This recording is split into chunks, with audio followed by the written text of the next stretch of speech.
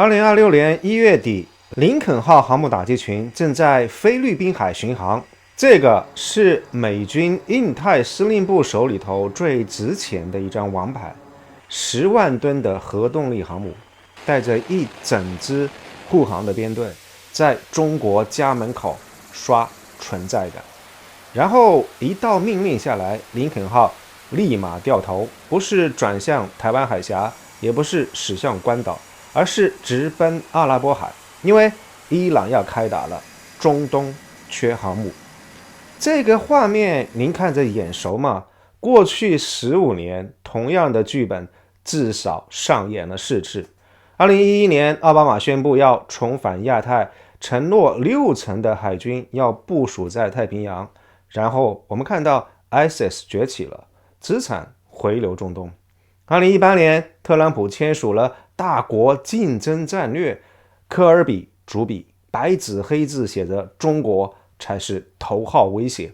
但一转头，他炸了苏莱曼尼2万征兵波斯湾。2022年，拜登上台，他推行综合威慑，盟友共担。乌克兰这个仗一打就是3年，爱国者导弹搬了一个精光。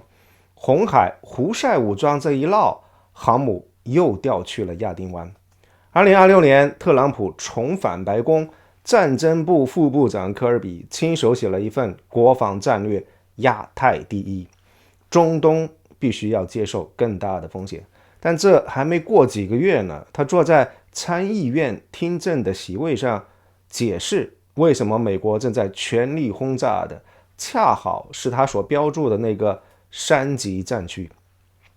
4任美国总统，4份国家战略文件，4次尝试要掉头重返亚太，但是俄乌泥潭还没有抽身呢，一转身，另外一只脚又踏进了中东。你要是说这好几届的美国政府，他们全都是傻子吧？这个在统计跟概率学上不允许。科尔比是我们频道的老熟人了，这个人值得说一下，因为他就是活人版的帝国结构性困境。2019年，科尔比在《华尔街日报》上撰写文章，他反对打伊朗，原话是：我们能够迅速而轻松地战胜伊朗的这个想法是一种幻觉。幻觉这2个字是他曾经用过的词汇。他说，仅仅依靠空袭想要速胜来战胜伊朗是一个幻觉。任何这样的冲突都会吸走本来应该放在亚太应对中国所需要的军事资源。2024年，他又在 X 上面炮轰拜登，因为我们过度关注次要的战区，所以在印太地区的这个军事资源的储备严重不足。而2026年3月参议院的听证会，同样是这位科尔比，他换了一套说法，这是一次决定性的高端执法行动，从幻觉变成了决定性的高端执法的行动。科尔比没有在说谎，只不过是地缘政治现实的这个引力场太过强大，强迫改变了语法。战争部长海格塞斯1月23号发布新版的国防战略，说的是我们将结束干预主义，结束无休止的战争，不再被云端城堡般的这个抽象的国际秩序所迷惑。但仅仅38天之后，3月2号史诗怒火的这个行动简报会，他说的是伊朗以为我们没有办法维持，这是严重的误判，我们将会战斗到底，直到伊朗彻底投降。38天从结束战争到打到别人投降，这可能是人类官方文件史上转型最快的战略的 U 型转弯。但这期视频我们不是想要来嘲笑谁，嘲笑是廉价的，这不是某一个人蠢或者不蠢的问题。特朗普他不蠢，科尔比也不蠢。2019年，科尔比就比任何人都看得要更加清楚。问题是，他即便看清楚了，也没有什么用。中东对于美国来说，就是一个地缘政治的重力场。不管是谁坐在白宫，也不管 GPS 提前设定了什么样的目的地，只要经过中东这个引力范围，你就会不由自主的被拽进去。奥巴马被拽进去了，拜登被拽进去了，特朗普他被拽进去过2回。白宫的决心跟美国的国防战略文件，这个是 GPS 的导航，但是地缘政治的重力场，这个是物理定律。两者要较量的话，物理它从来都没有输过。我们用了一些篇幅来解释这个概念，帝国重力场。中东这个地缘政治的重力场到底有多么的强大？让我们翻一翻被它撕碎的这样一份弹药账本，看一看把一个超级大国钉在波斯湾需要燃烧掉多少原本属于太平洋的筹码。我们先从第一道裂缝乌克兰讲起哈。这场仗从2022年打到现在3到4年过去了，像一个慢性出血的伤口，它不剧烈，但是一直在渗血。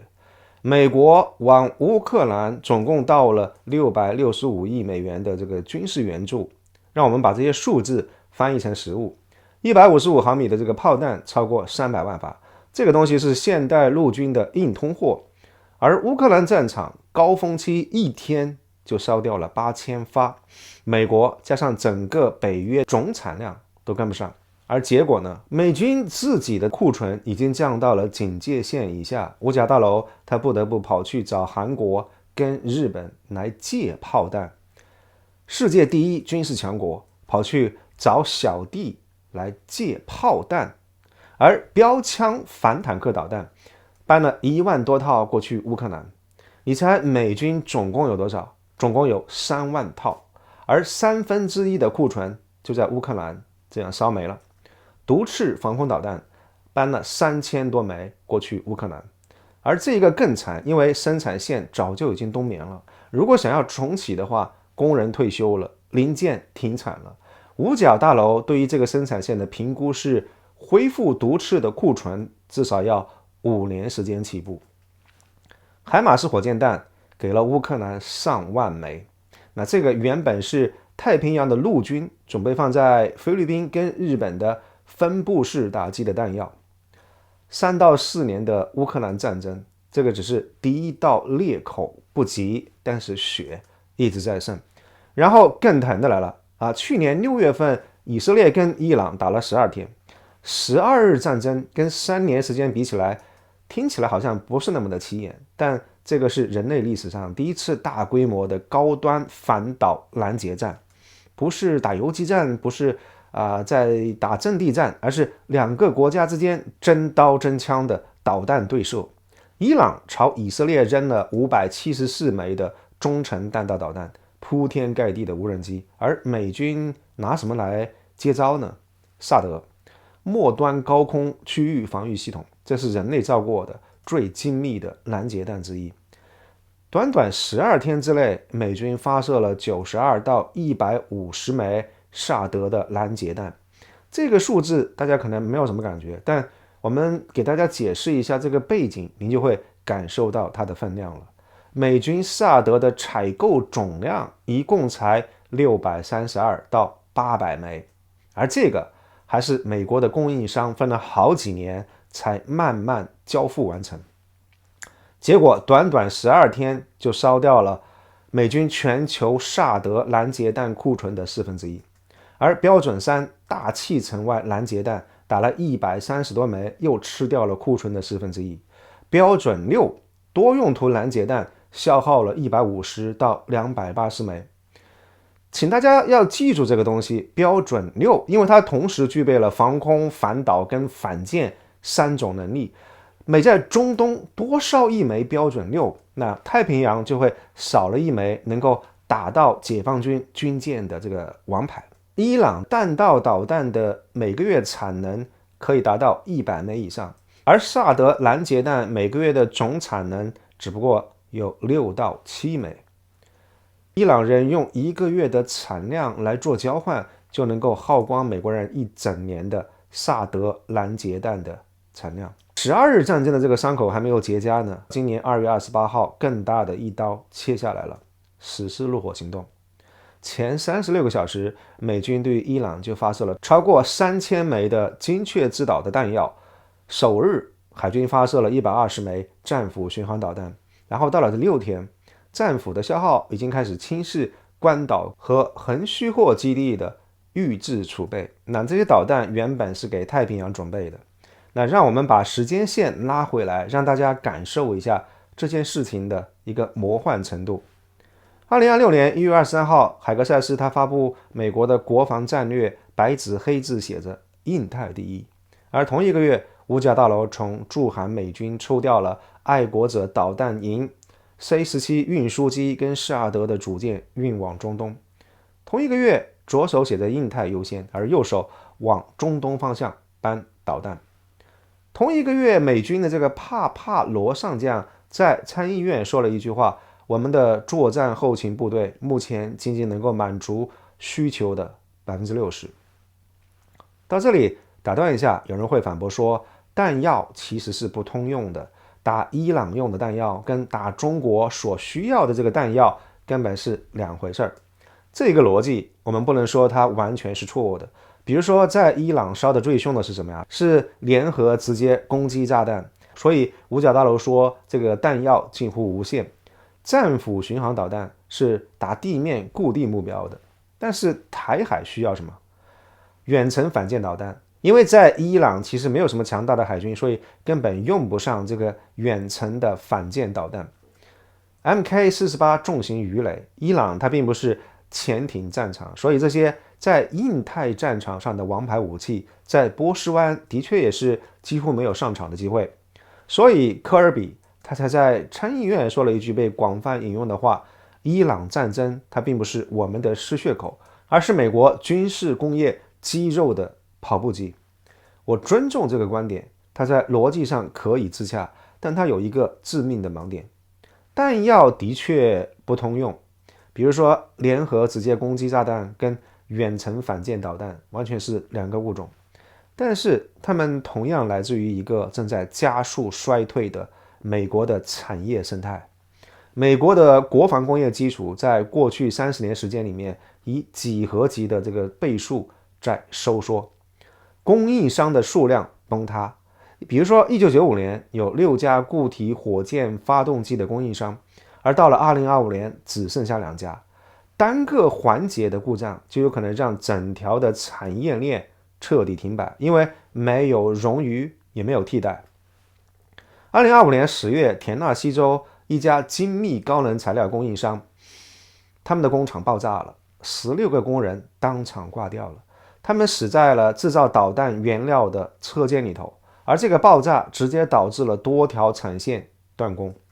而那些高能材料的采购周期需要多久呢？至少1年以上。还有一个名字，我觉得大家应该要知道，就是美国太平洋公司，它是美国国内唯一的一家高氯酸铵生产厂。高氯酸铵是什么呀？几乎所有美军导弹固体燃料的核心成分。请大家记住，是唯一一家。而对比之下，中国至少拥有6家以上的高氯酸铵的生产企业。此次怒火开打以后，一艘伊朗的货船从中国的港口驶出来，它装载了超过1000吨的高氯酸钠的前体原料。西方情报官员评估说，光这一船的化工原料足以为伊朗大概260枚中程弹道导弹来制造出足够多的推进剂。所以我们看到，一边在美国是唯一一家供应商在田纳西的车间发生爆炸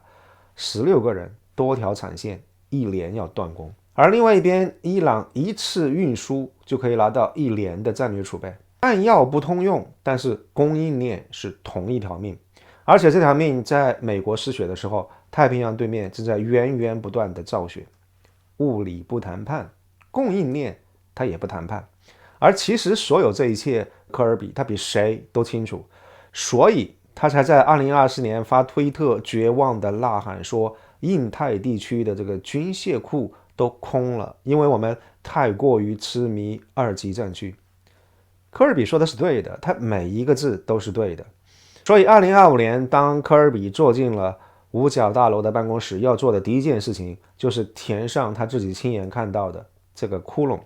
于是美国开启了史诗级的扩产，萨德的产能从96枚翻到400枚，爱国者从600枚翻到2000枚。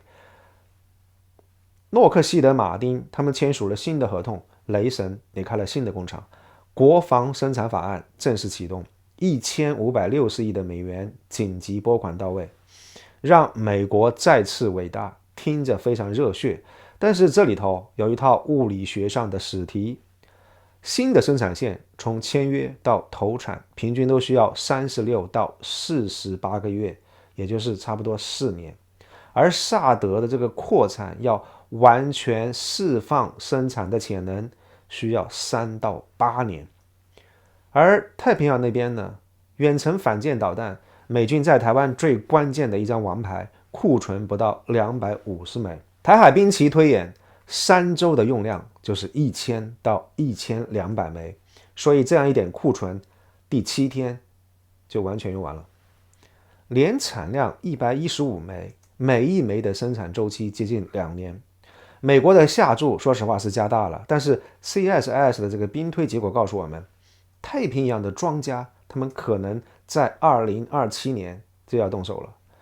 兵来如山倒，而补药都要熬7年。而且这里还有一个细节，2025年年底，日本三菱重工他们开始向美国反向出口爱国者的这个导弹。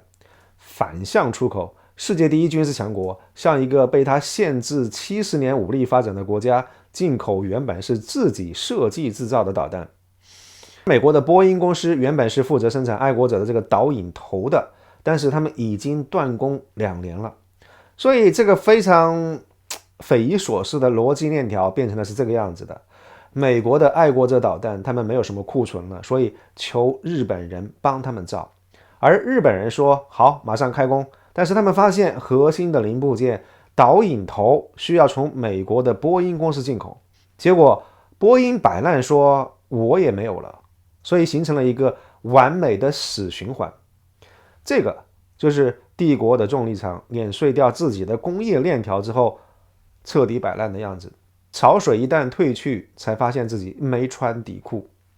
而当原本应该守卫太平洋的防空资源一批接一批被空运，被搬到波斯湾去应对伊朗的威胁的时候，太平洋的威慑体系的承重墙就悄悄地裂开了一道缝。裂缝或许没那么显眼，但是坐在这个墙旁边的人，他们能够听得见这个炸裂的声音。日本人听到了，所以2026财年国防预算 9.04 万日元，连续第14年增长，首次在初始预算的阶段突破 GDP 的 2%。12是岸舰导弹的射程也要从200公里提到1000公里以上，而第一批导弹提前1年就部署到了熊本。日本人他们不再只是满足于当盾牌，他在给自己打一把矛。你可以说这是好事，因为盟友开始分担美国的防务压力嘛，对不对？但是另外一种解读是，日本人开始非常认真的要准备一个假设，就是关键时刻如果美国人他们靠不住怎么办？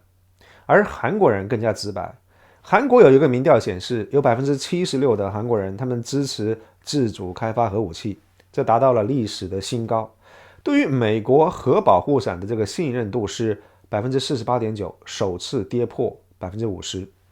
超过一半的韩国人他们不相信美国会在关键时刻真的会帮他们挡核弹。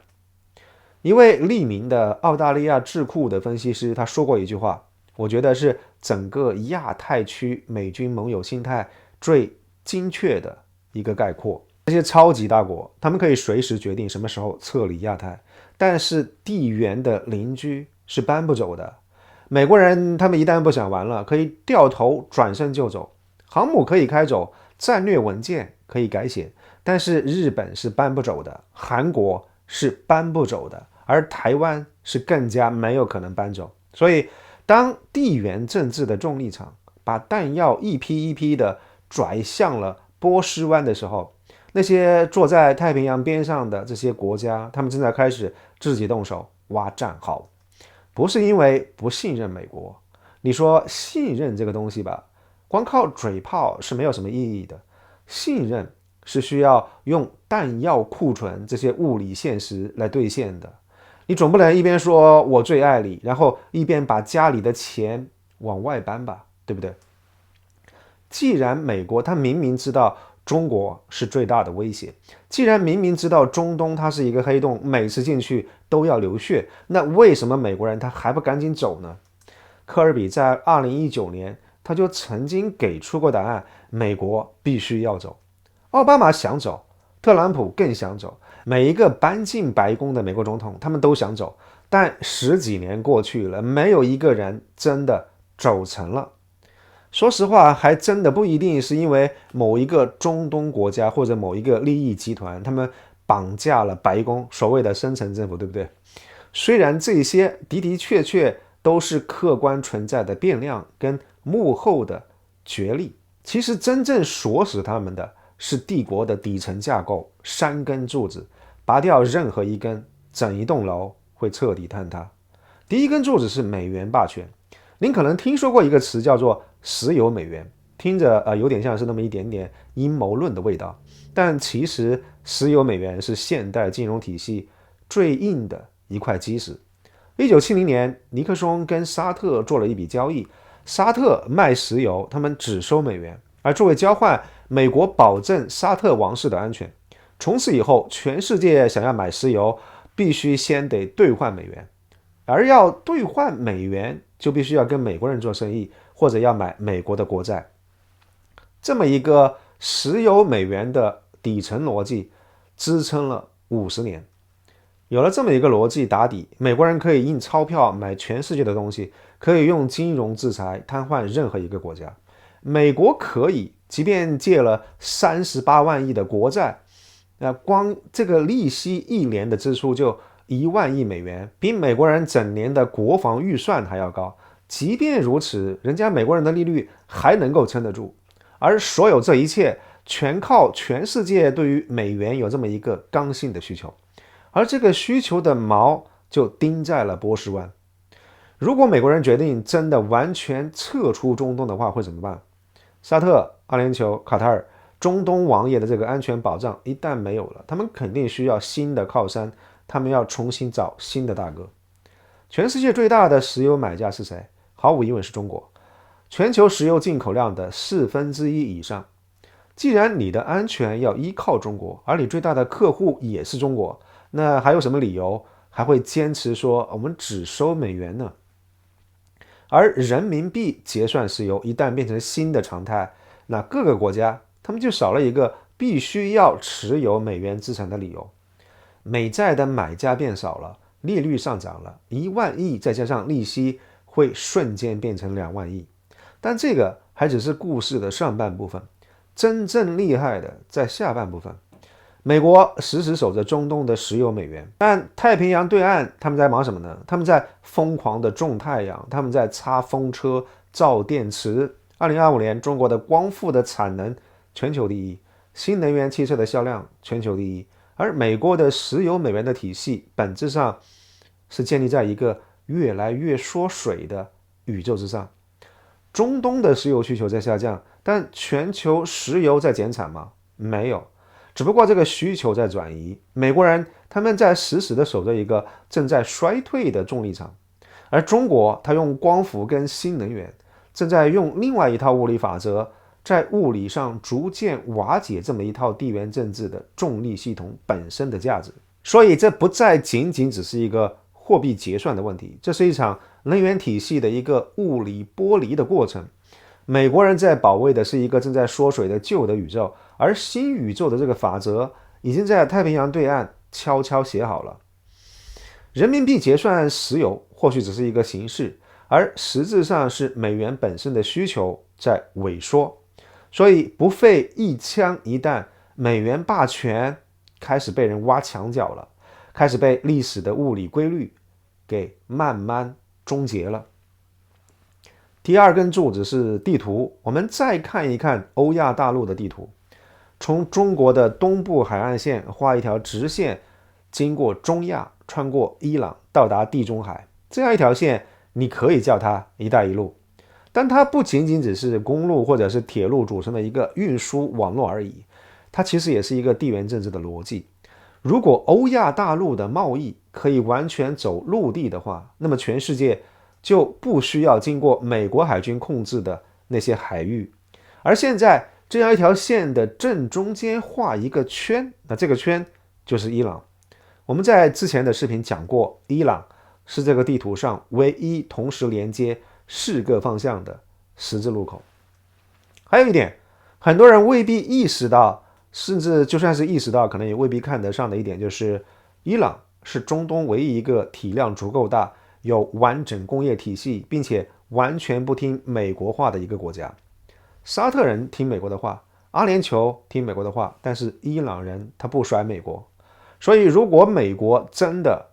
彻底从中东撤走的话，伊朗势必会跟中国、俄罗斯连成一片。毕竟如果是中国的产能加上俄罗斯的资源加上伊朗的能源跟地理位置，这3者是绝配。那如此这般，一些完全不必依赖美国控制的海洋的欧亚大陆的大通道会从此彻底打通。那这个事情意味着什么？这意味着海权帝国跟陆权复兴之间有一个根本上的哲学对抗。海权的底层逻辑是阻断，比如说卡住马六甲海峡或者是霍尔木兹海峡，谁要是不听话就可以制裁谁。而打击必须随时随地来展示，一刻也不能松懈。要维系海权这套秩序的成本其实是呈指数级的增长，一旦停止的话会彻底的崩塌。而陆权复兴的这个底层逻辑是连通，要修路、架桥、铺设管道，而一旦铺就完成的话，这些管道会静静的待在这个陆地上，它不需要每一天都展示武力，它不需要每一天都在大洋上巡航，坦克它不会失效，铁轨它也没那么轻易会腐烂掉。建设的确永远都比破坏更加费力气，但是一旦建成通车以后就能够长期维持，而这个成本反而会越来越低。一带一路如果真的彻底成功了，美国这11个天下无敌的核动力航母战斗群在欧亚大陆深处的铁路跟石油管道面前会彻底沦为一堆昂贵而且无用的废铁。你天下第一的海军总不能开上岸去拦截中欧班列吧？而往深处去想，一旦中俄伊整合出一个欧亚大陆的超级共同体，那么美国反倒会被彻底边缘化，变成是世界的孤岛。布热津斯基30年以前在大棋局当中就曾经写过这个噩梦。美国的首要的地缘政治的任务就是阻止欧亚大陆出现一个整合性的挑战力量。这不是什么阴谋论，这个是地缘政治教科书的第1页。所以到这个地方你明白了吗？中国根本不需要在西太平洋跟美国的航母硬碰硬，它只需要向西走，整合中亚，打通伊朗，连通欧洲。而到了那一天，被孤立在新大陆的不是中国，是美国。而第3根柱子是平衡，或者说是制造撕裂的艺术。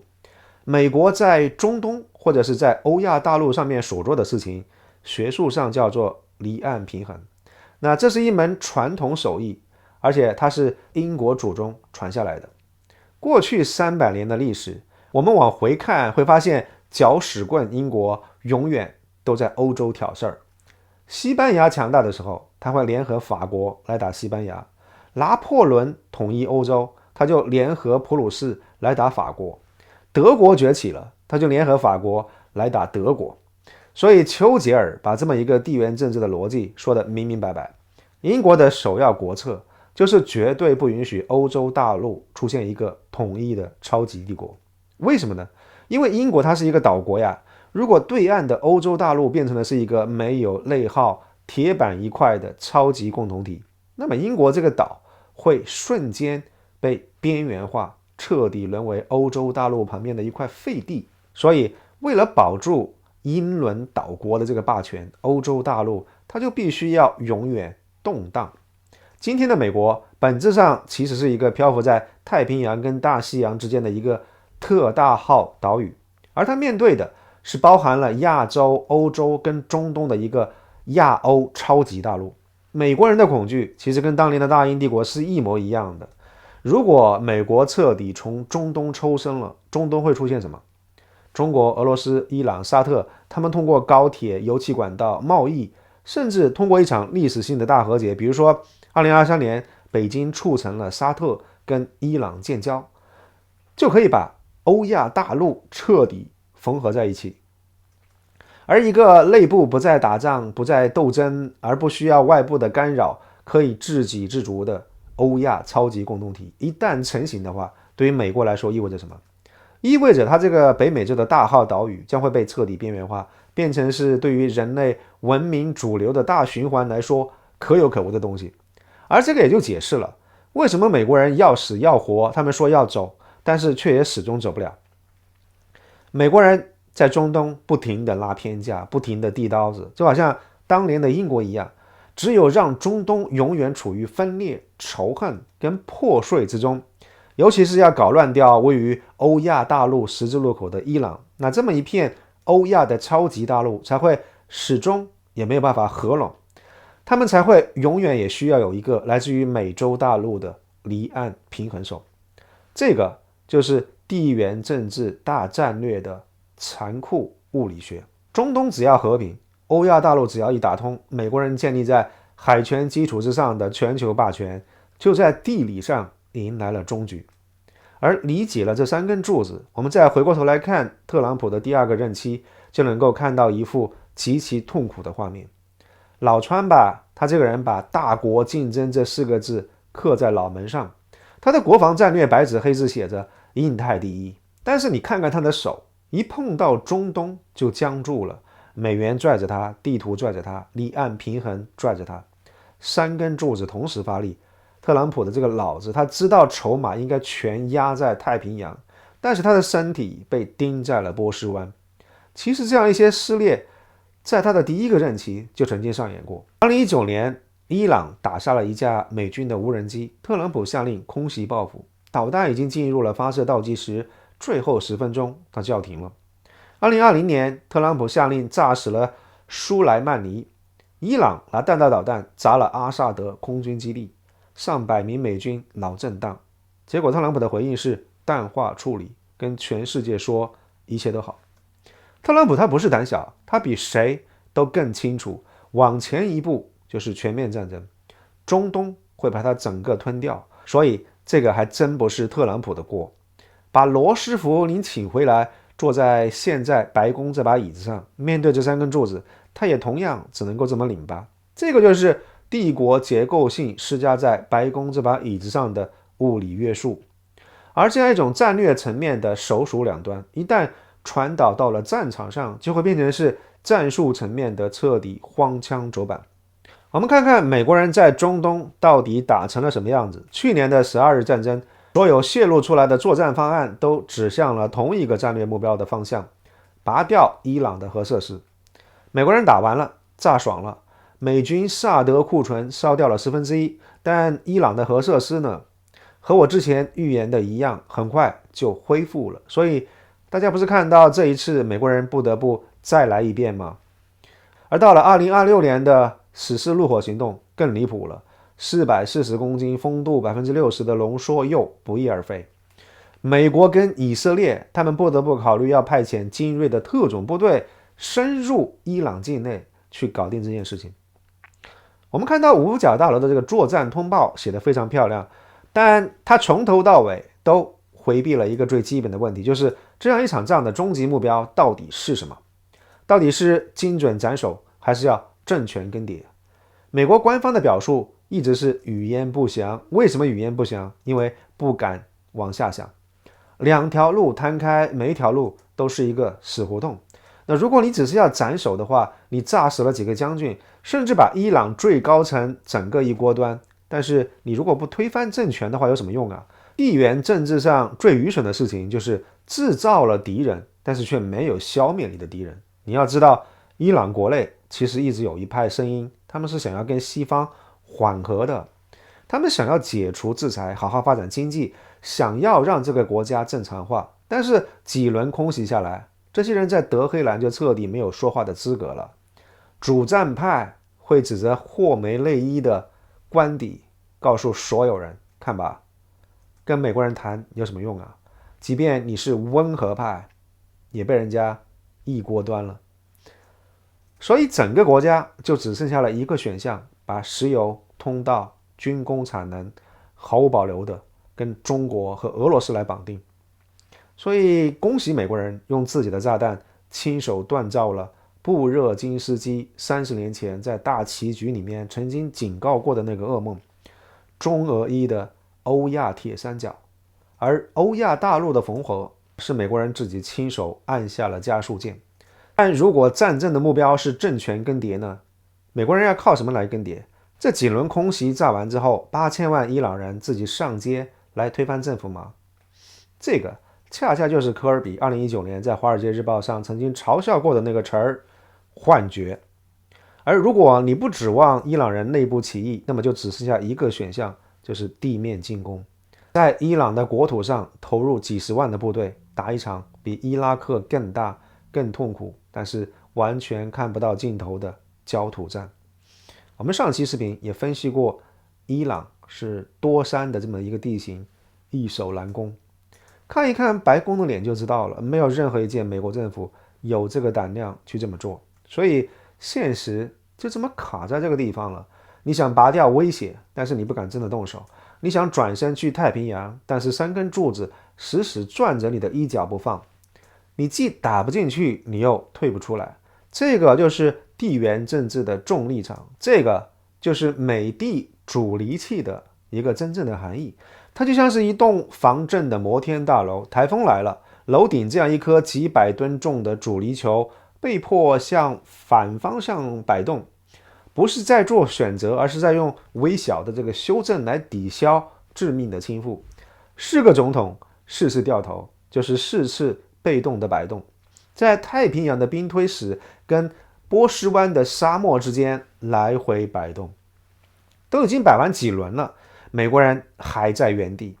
不是中东抱住了美国的大腿，而是美国必须要跳进中东的泥潭，才能够阻止欧亚大陆合拢这个最可怕的地缘政治的噩梦。地缘政治的原理给大家拆解完了，但是这么一个困局，它并不是2026年才第一次看到。太阳底下没有什么新鲜事，这个让人非常熟悉的剧本，80年以前就曾经演过一遍了。因为80年前英国佬的绝望，就是今天科尔比这些人的绝望。1935年，大英帝国面临2线的威胁，西边是希特勒跟墨索里尼，东边是日本。帝国首尾不能相顾，怎么办呢？丘吉尔其实没得选，因为当其时隆美尔正在逼近埃及的苏伊士运河，这是大英帝国连接中东跟印度的咽喉，而德国空军正在轰炸伦敦。丘吉尔没有什么选择，他只能够把英国皇家海军的主力死死地定在欧洲跟地中海。那远东怎么办呢？澳大利亚跟马来西亚的盟友，还有新加坡人，他们还在眼巴巴地望着伦敦呢。被逼无奈之下，大英帝国在太平洋玩了一出空城计，也就是所谓的新加坡战略。这其实就是一种战略层面的自欺欺人。英国人倾尽财力，在新加坡建了全亚洲最庞大的海军基地，然后安装上了口径15英寸的巨型海防炮。理论上来说，一发炮弹就能够打穿巡洋舰的装甲。英国人这个是要告诉全世界说，当然也是在给他们自己壮胆，只要我的巨炮放在这个地方，只要英国人的海军基地还在这个地方，日本人你就不敢动新加坡。但到了1941年年底的时候，日本人他不信这个邪了，他们想要试试看。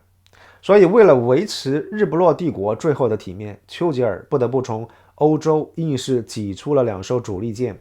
威尔士亲王号跟反击号，他们组成舰队，大张旗鼓的开往远东。大英帝国用尽了吃奶的力气，想要维持帝国最后的尊严，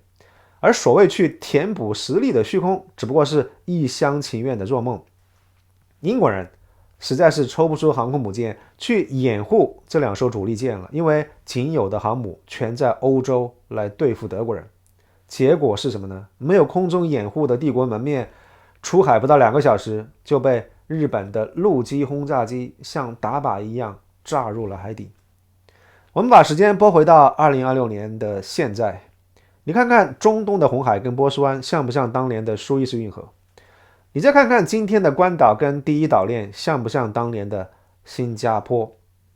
就是帝国过度扩张的真正的死穴。因为全球霸权必然导致全球沉落，帝国的过度扩张必然会导致沉落超过了资源配置的极限。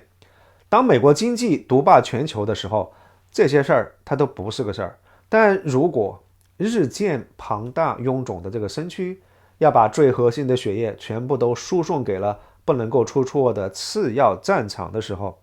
这个时候一旦真正致命的打击在主战场降临，美国人他根本来不及转身。2019年的科尔比他说打伊朗是幻觉。说实话，我一直都还蛮欣赏科尔比的，他比华盛顿90%的政客都要看得更加清楚。但看得清楚有用吗？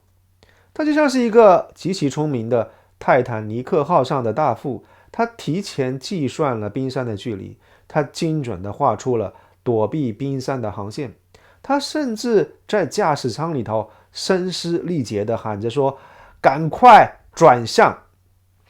但是当他真正的把手握在轮舵上的时候，他感受到了这艘10万吨巨轮的物理惯性，速度不够，转向舵卡死了。他只能够眼睁睁看着这艘巨轮按照绝对的物理定律撞向这片冰冷的海域。这不是个人犯错的悲剧，这是帝国的宿命。所以当今天白宫的战略文件上再次写下我们将全力转向亚太的时候，不要只是听政客的嘴上怎么说，我们去看看美军的 C-17 运输机在往哪个方向飞。2026年的这个夜晚，当这个坐享海权优势70年的帝国在波斯湾的夜空当中，伴随着巨大的轰鸣跟爆炸的声响，发射它库存里头最后几枚昂贵的拦截弹头的时候，在太平洋的对岸没有爆炸，没有火光，只有全自动的盾构机在欧亚大陆深处的岩层里头发出低沉的平稳的挖掘机往前推进的声响，只有满载着化工原料的货轮安静地驶出东大的港口。中东的夜空很亮很吵，欧亚大陆的隧道很暗很静，但大音希声。科尔比改变了官方文件的措辞，但是改不了这个语法，物理定律从来就没有输过。既然美军航母已经掉头了，那我们就祝他们在阿拉伯海好运。我是艾森，我们下期节目再见，谢谢大家。